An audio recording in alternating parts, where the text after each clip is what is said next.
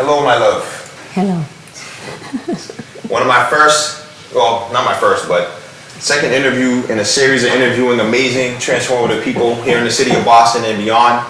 This is my lovely wife, Elizabeth Nichols. How are you? And today I want to kind of profile, so we're on a construction site, so you may hear sounds here and there in the background, but it is what it is. We get it in when we can get it in, guys. We're flippers, husband and wife couple, parents of four, and running a family business. I'm a real estate broker as well, and we're out here keeping it real, flipping houses each and every day here in the city of Boston. So I guess maybe just tell us a little bit about your journey.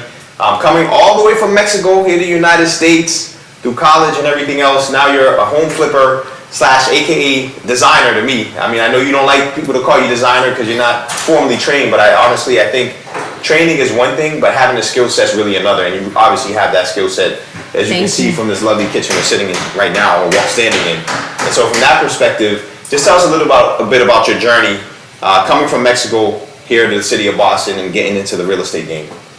First of all, hi, how are you? My name is Elizabeth Nichols. I'm from Mexico. I was born and raised there. I came here to school to study. And I have a bachelor's degree, business administration, and also I have an MBA. So I used to work in corporate before.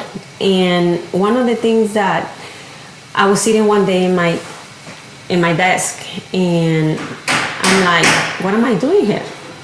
I question myself. Like, I'm good at the things that I do here. I'm really good coding and, Excel and Access and, doing analysis, but it didn't fill me. Like, it didn't fulfill me.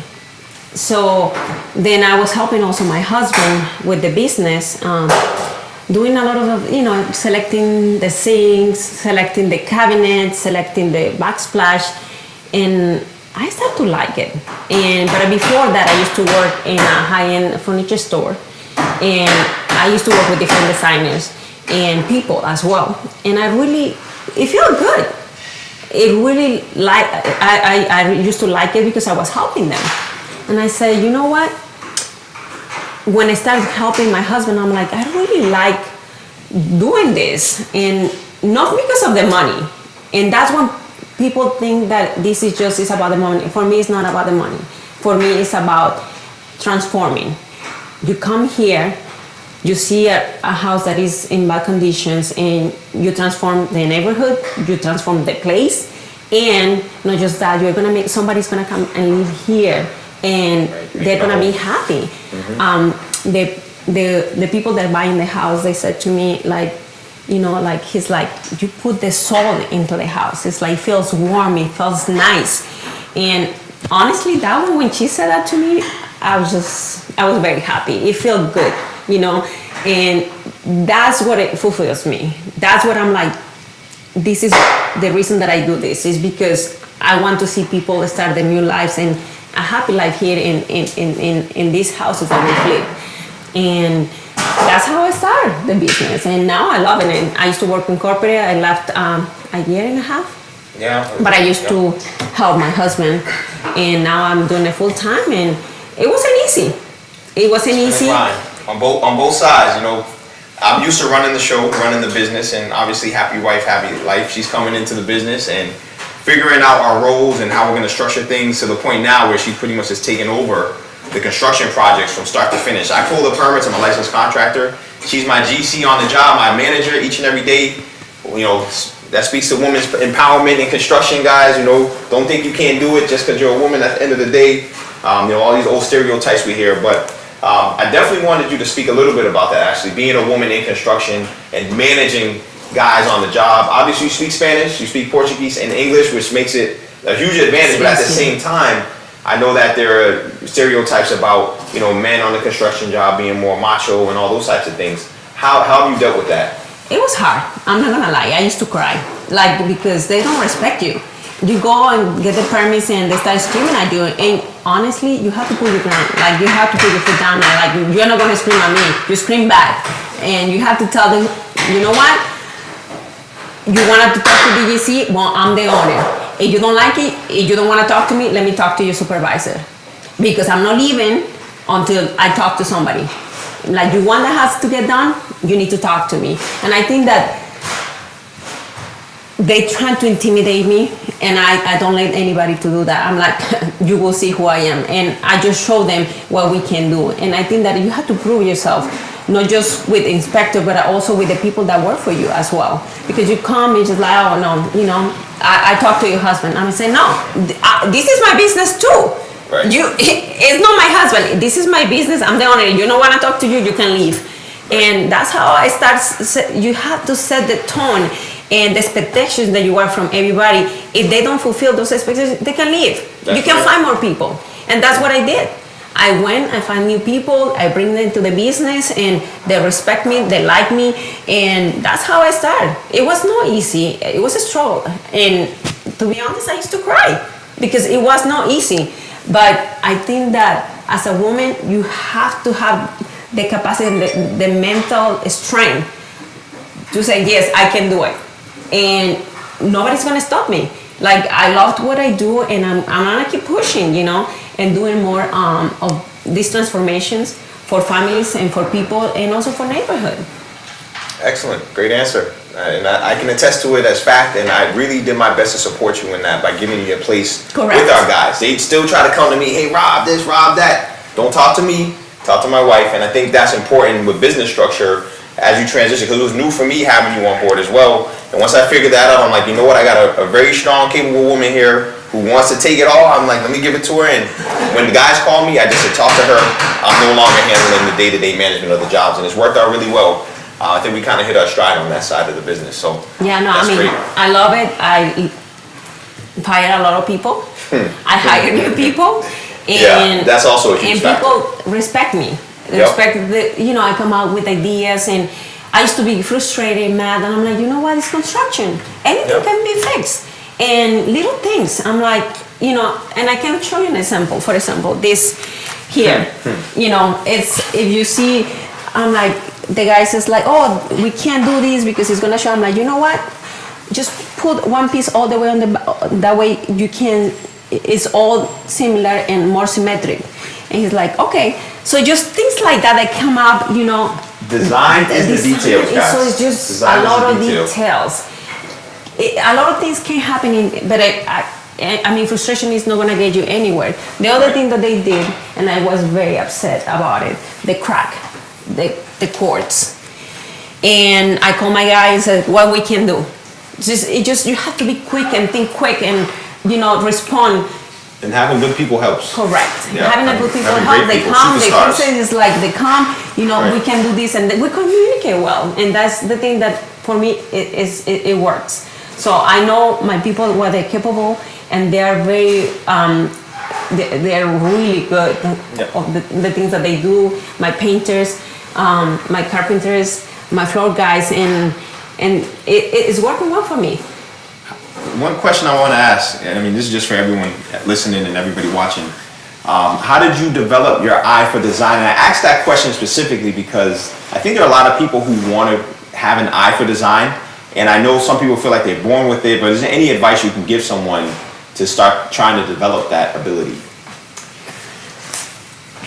It's hard because when I start, in the company I used to work, they used to give us a lot of training with colors, with paint, with This is at the high-end furniture company. Yeah, with the spaces, Right. how to flow, how to make sure that you flow on the space, and I just learned it, and I really like it. So I used to buy a lot of magazines, and more than that, like I just pay things to details, and it's hard for me. I come to a place and I know what I have to do. It comes. It just it's something that I know what to do, and people can't see it, but I can see it in my head, like as a 3D. I'm like, I know what to do with the space, and it's something that it just comes out very natural. But you feel like at least preliminarily, if people start looking at design magazines or different design pages on Instagram, they can start to get a feel for what things look like put together. Correct. Just to get some ideas and some inspiration more than anything else. Yeah, I think that honestly, you have to find a way to just, looking at magazine, looking at Instagram or Pinterest and see things and how it works in a place. But the most important thing is functionality.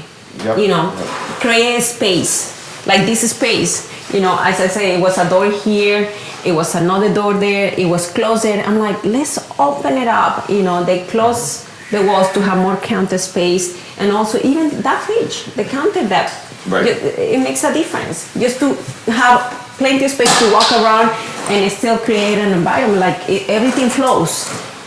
You can go upstairs, you can go to the deck, and you can go around. It's just creating the space, and I think that that's very important. Excellent. One thing you said earlier about flipping, not flipping for the money. What advice would you give to any aspiring flipper who's out there right now who wants to start flipping houses? And in addition to that, would that advice differ from men to women? Yeah, I think that we as a woman, it's easy because we have the taste, we have kids, we know what we need, like closet space, storage, and we are all the time in the kitchens. We know what we need. It's very different from a man. I think that that's my advantage to being a woman flipping. Is I know what people and families they're looking for. Excellent. So that would that advice differ for men though? Like if someone wanted to get going in flipping, what would you advise them to start doing if they were thinking about flipping houses with no experience? That's hard. I mean, you see all the shows. It's not easy. It's not for everybody. I don't think that a lot of people can do it, but I don't think that everybody is be able to bring it to life. And it's hard. This is not easy. It's not what you see on TV. This is real things, and you have to just make decisions. And you know, like with the backsplash, like really think you have to just find the way to get through it. In you know, like I'm like I had 1 week to put that tile because we're closing tomorrow. So it depends, or it's different for men. And as I said, if you do it for the money, don't do it. You gotta have the passion there. You need to really process. love. It's a process. Flipping is This a process. is a process. Yeah. It's so many layers. It's not just I hire a contractor and it's gonna get it done for me. No, because that contractor is gonna take even a year. You never know. You have to be. I'm here every single day, instructing the guys what to do, and I know now. Like it's still, I'm learning, but I know the process and what do I need to do from the beginning to the end.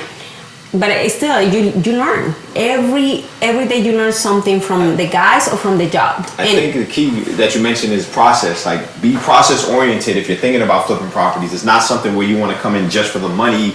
Yeah, you can make a lot of profits. You can also lose a lot of money as well. And so from that perspective, you want to make sure your process is tight. And in addition to that, you talked a lot about your team. That your team is tight, from your lender, your appraiser, your contractors, all your subs, your realtor, anyone involved in the process from start to finish. You want folks who are top notch, because great businesses are built with great teams, guys. And so from that perspective, I think that that's really a great point you bring up. And really, I think the practical plan for folks is just to kind of come up with a plan, or there's tons of information on YouTube that I have and others have out there that kind of will give you the preliminary steps. But make sure a big part of your process is starting with an exceptional team, because that will definitely increase your probability of success.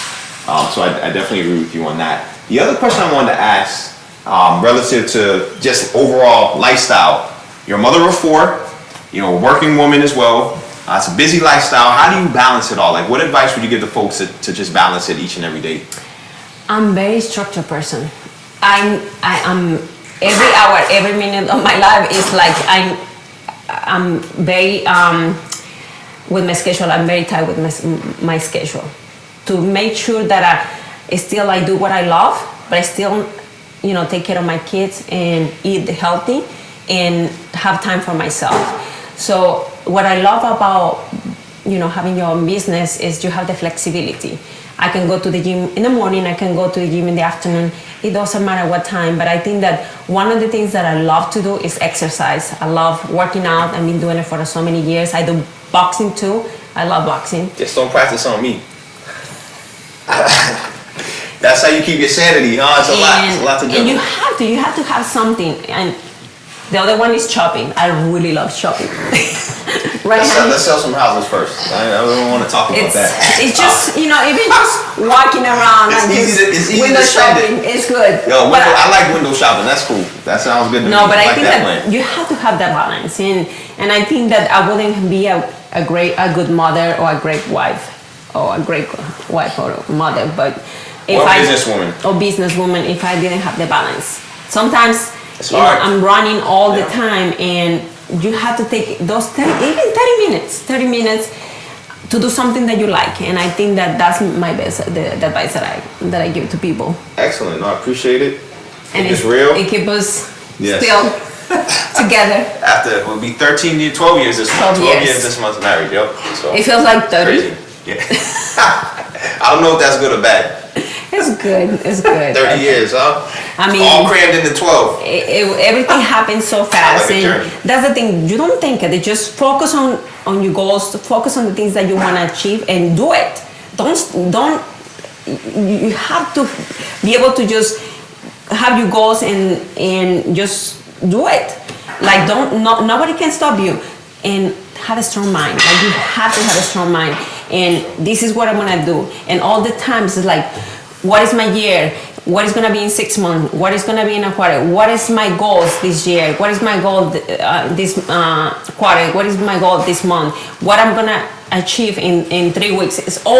I'm always reminded is like, what is my next step? And that's how process again, my process, my schedule, and I think you were born for flipping. And construction management. and I love Nice. it. I really love it. Nice.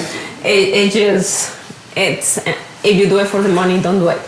Appreciate that advice. And the other thing, when you buy these houses, you don't know who's behind the walls. You don't know until you start opening, and that's when the money goes. Right, you got it. In addition to the money going, sometimes you got to run for your life because we found dead cats behind walls, like skeletons. They look like they're almost turning into mummies. We found raccoons behind walls. Most recently at the Yellow Jacket, we coined that name because open up a wall and guess what was in there? A hornet's nest, the size of 3 shopping bags. And so the guys got stung in the face, rushed to the ER. Crazy story. But either way, like you said, you never know what you're gonna find behind the walls, and it could cost you big time if you're not ready for it. And so you always want to have an emergency fund, have an overage allowance, because these flips, they usually don't come in under budget. In most cases, it's going to be over budget. And I guess my last question is, when can I sign up for your design class? I'm still waiting. So we got to talk about that. But it just, as I said before, it comes very naturally to me. I like it. I'm in the mood. I go and I'm like, this is what I'm gonna do for this house. Don't worry, I've been taking notes. Good. Excellent. Thanks for doing the interview. Thank you for having me. Anytime. That's it. That's a wrap. And we out. Time to get